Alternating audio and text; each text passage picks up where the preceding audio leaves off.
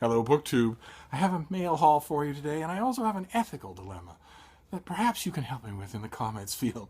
I have there's a horrible thing that's coming to me this week here in Boston. Spring break is about to happen, and all of my muscular teenagers are headed south for mountainous amounts of drinking and ogling and leering.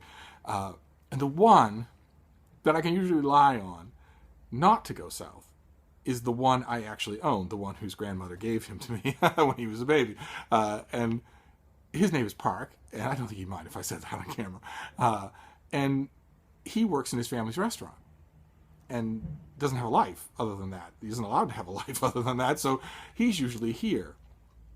But his friends have invited him to go with them this time down to the Gulf of Mexico, and he got permission from his parents, and then he went to his grandmother, and she said that it was okay with her if it was okay with me. So now I'm on the horns of a dilemma. If I let him go, well, then he gets to enjoy himself for a week with his friends. But I don't have anybody to carry things for me here in Boston.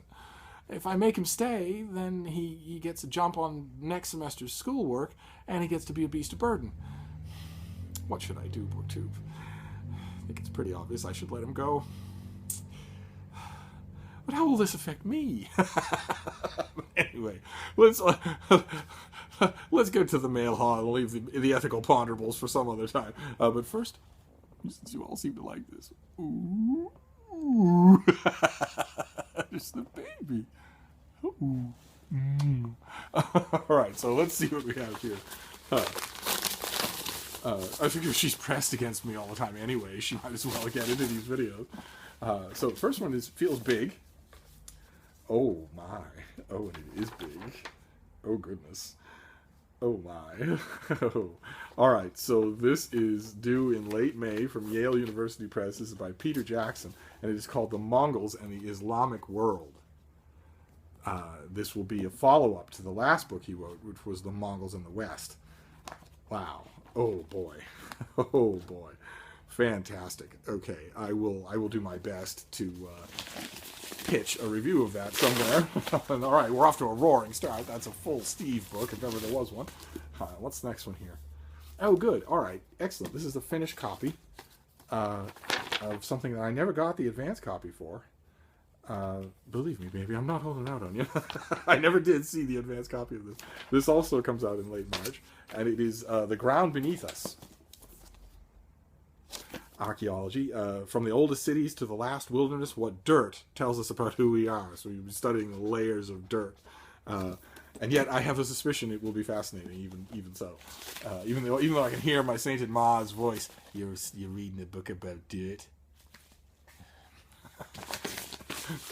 Anyway, all right. Next one's from Oxford. They never disappoint.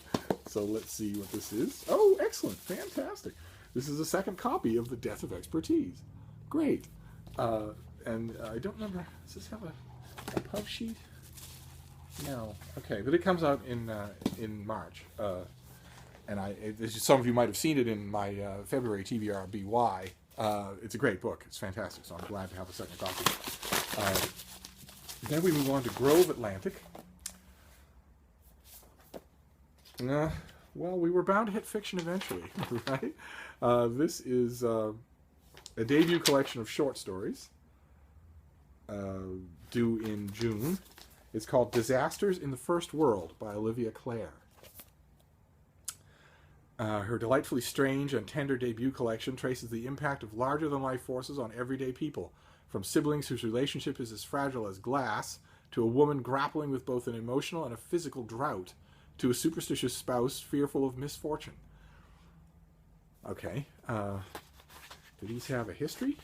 Do they have a history? Oh, they do. Yeah, all right. So she's probably virtually every single one of these somewhere. That's great. I always like to see that when I see a short story collection, because it means that editors' eyes have looked at these things. We can tip this a little bit closer. You're getting a lot of air. There we go. That's a little better. All right. Then we'll move on. What's this next one? It's not a very big mail haul, but I don't think the mail is done with me today either. see what this is. Oh, fantastic. Oh, fantastic. All right, great. This comes out in mid-June. This is by Suad Mekhenet, and it is I Was Told to Come Alone. Wait till you hear the description of this thing. In this compelling and evocative work of first-person reportage, Suad Mekhenet seeks to answer the question, what is in the minds of young jihadists, and how can we understand and diffuse it? As a Muslim herself, born and educated in Germany, she has unique access to the world of Islamic radicalism, and when she is told to come alone to an interview, she never knows what awaits her at her destination.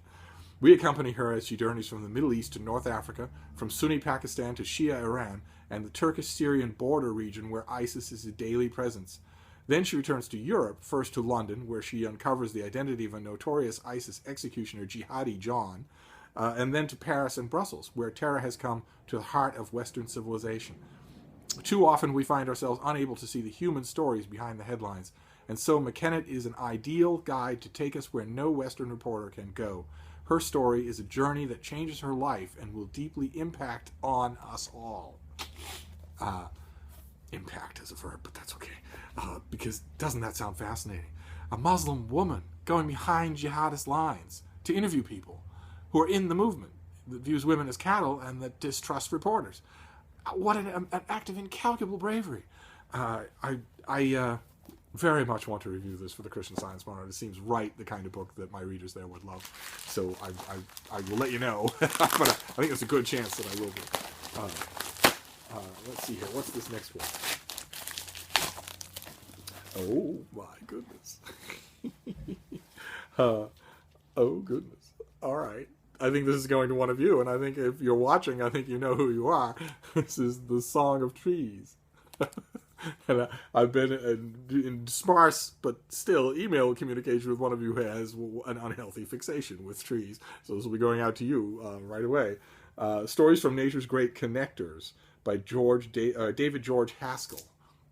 And I don't know if some of you might have seen, there was a review of this in the London Review of Books last week. The last London Review of Books that had some amazing contentions in it. I haven't read the book, but some of the things that the author claims, all right, this is due in early April, some of the things the author claims are just astonishing about what trees do, about how they communicate and what they feel. And the review was just fantastic, adulatory and fantastic. And then in the latest London Review of Books, in the letters column, a sourpuss wrote in and said, a lot of those claims aren't true. They're just trees. So I don't know who to believe. I always like that. When a dust-up happens in a letters column in the literary journal, I always like that. There's one in the London Times Literary Supplement, the TLS. Those are the mother of all such dust-ups that's unfolding now about King Lear. And every 900-year-old Shakespeare authority in the world is starting to weigh in. It's just lovely. Started off with a hatchet job of a review, and then went on from there. But, all right, so let's see what we have here. What is next? This thing definitely doesn't want to come out. Doesn't want to come quietly. Does that mean it's extra good or extra bad? Okay. This is Drinks with Dead Poets, a novel by Glenn Maxwell. A season of Poe, Whitman, Byron, and the Brontes. But why would it be a novel? Glenn Maxwell wrote, I think I've mentioned on this channel before, he wrote a small but absolutely indispensable book called On Poetry, which if your library has it, get it and consume it. Although good luck, if you take it out of the library, good luck reading it without underlining things, because it's full of mind-blowing insights, at least to a modern poetry neophyte such as myself. Okay, so this is dramatized. This comes out in August. Poet Glenn Maxwell wakes up in a mysterious village one autumn day. He has no idea how he got there. Okay, so it's called a novel, but it's really not a novel. It's not.